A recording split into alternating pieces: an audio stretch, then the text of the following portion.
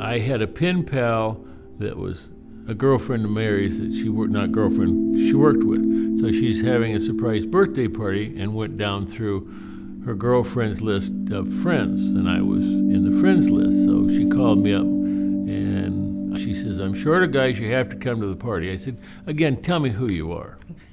So I said, "Fine, I'll come." So I went over and knocked on the door, and I heard this person say, "It's unlocked, come in, I'm busy." And at that point, it was like the Lord put his hand on my shoulder and says, "You're going to marry this person." Then I waited 6 months to call her because I figured I couldn't mess it up if the good Lord picked her out for me to marry. When I was free, I gave her a call from Colorado, somewhere after midnight, talked her into getting on a plane and fly out there on a one-way ticket, and we've been together ever since.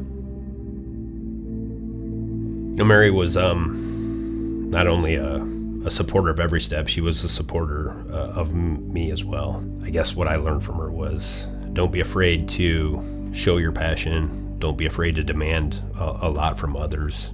Speak up for what you think is right. You know, those of us that know Mary knew that she was not afraid of sharing her opinion, but equally not afraid of hearing others' opinion as well.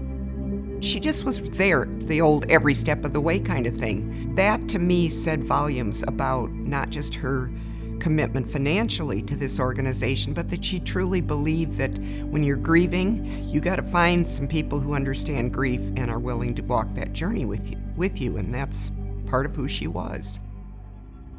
I initially got involved with Kavanaugh House on 56th when I lost my best friend, her mother, and her sister, all within a 3-year period. And my mother, Maddie Levitt, she became involved. My husband became involved. And then when Mary got on board, that's when we decided we're going to do this. And there's no better time than now.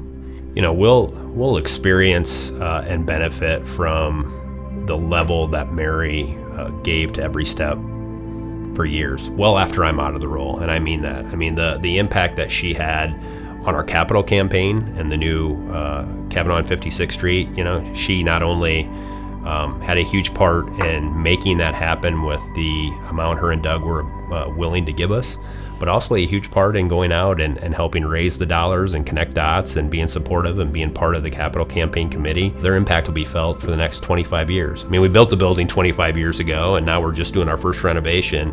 When you think of what that building is going to be for people in the future when they need inpatient hospice care, that'll be Mary and Doug.